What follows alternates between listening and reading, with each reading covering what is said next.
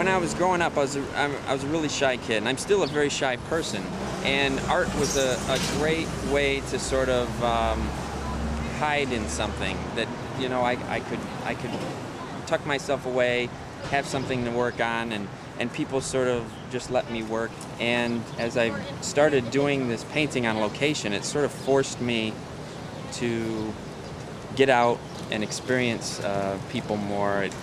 Being out here and meeting people and having the experience, it feels like I'm really living my life. Right now I'm working on another series of paintings of cityscapes for an exhibition at a Jupiter Symphony concert.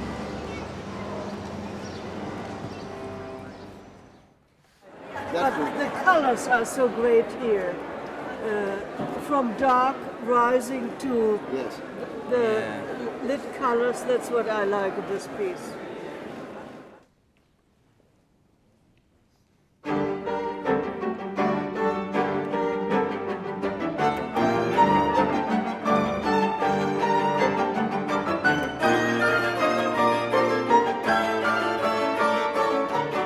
I was working as an illustrator for about 11 years back in Detroit, and I was feeling a little bit burned out. I wanted to do something to change my direction as far as what I was doing with my art.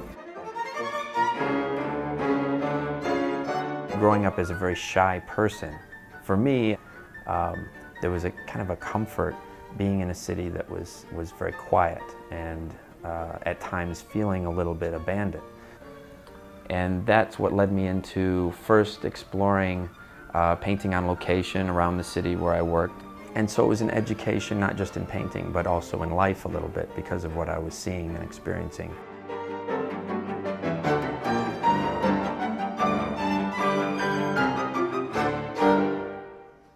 It's a great thing to be able to make a living at what you do, but just like any job, it can become a job. And after working for 11 years in the advertising business, I decided to kind of venture out on my own and follow my dreams of being a painter. And that led me to New York City, where I've been studying and painting ever since.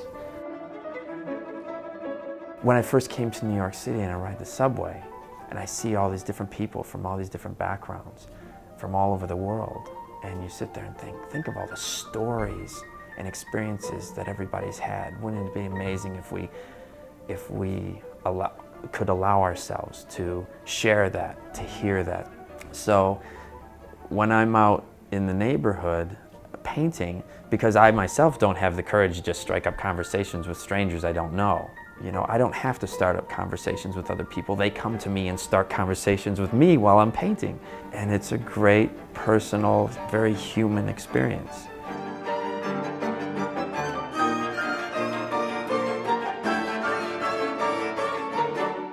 When I heard that the Fulton Fish Market was going to be moving and closing down, you know, I felt like it had to be painted. I mean, the whole thing just felt like a living oil painting, the lighting, the people, the colors, everything about it. One guy noticed that I was painting, you know, in the dark and I had my little flashlight out trying to see my colors. And so he went and brought one of the forklifts around behind me and turned on the lights, and you know, instantly I had this amazing studio effect right there in the middle of, you know, this half snowstorm that was going on. Well, I was named after my uncle, my father's brother, who passed away when he was very young, when he was 13 years old. He had a bad heart. I have one drawing that I keep of his with me at all times. But I was named after him, and he was also an artist and actually an inspiration for my own work.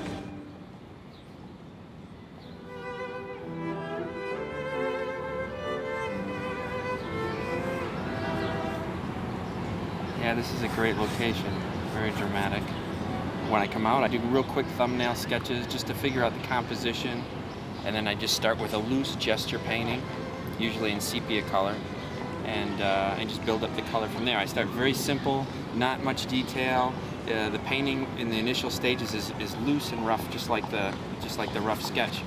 And then I build up layers, slowly refining the drawing, adding detail, hopefully leaving some of the initial gesture there to keep to keep that initial idea and energy from the beginning all the way through to the end.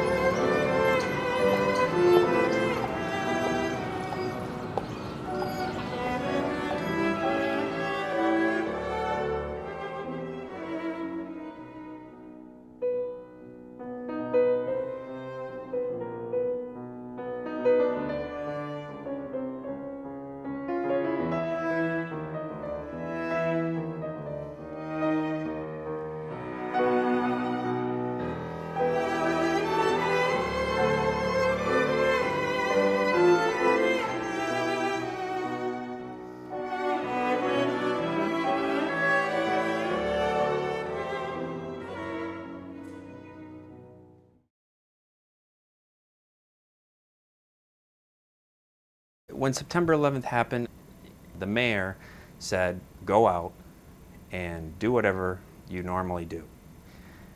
And so what I normally do is go out and paint. And so I said, okay, you know, I'm going to go out and paint. And as I walked down there, you know, all the anger, it kind of just turned to sadness of the whole thing. And it was a difficult thing to paint, because I had tears in my eyes then when I did it, and it was hard to see what I was doing. But did a quick, you know, half-hour, 45-minute painting, just to capture what I was seeing, all this smoke rising up out of the city, and I could hear people come and walk up behind me to watch me paint, and I could hear them sobbing behind me.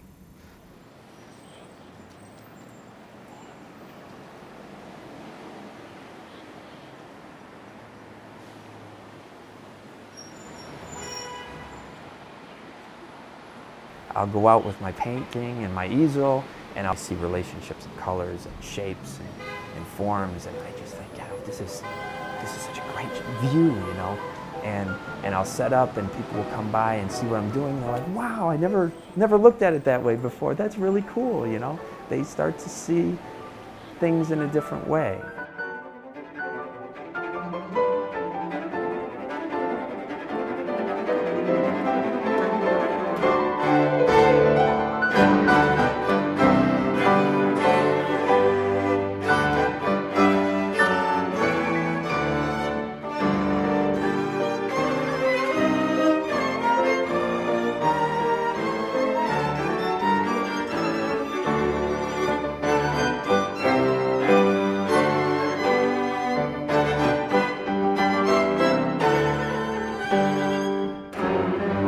When I first moved to Williamsburg, you know, that's where I noticed it the most, was living in a community that was predominantly Latino, but also a Hasidic Jewish community, and you could just go a few blocks one way or another, and it was like entering a whole different world, and it just made it so fascinating. I mean, it was so rich and thick with culture. All the different things that happen to you when you're on location as an artist affect you. The things that go on, the people that you meet, the noises, the sounds, everything. And that really has created a reaction through paint to what I'm experiencing. I first met Jens Nygaard, who was the conductor of the Jupiter Symphony, back in 2000, and it was just after I first arrived here in New York. And when he heard that I was here to follow my own dreams of studying art and becoming a painter, you know, you could see his face light up, and he was all excited. He invited me to come and see his musicians play, and I just thought as soon as I saw it that what a great painting this would make. It was just a natural with the color and the lighting and everything, the whole feel of the place. And I started out by bringing a big charcoal pad and doing charcoal sketches while they were rehearsing. Jens at this time was very ill, and he was battling cancer, and so he was getting weaker, and we weren't sure how much time that we would still have him with us conducting. And I was able to finish the painting just in time for the last concert that he conducted, and we were able to hang it for the concert.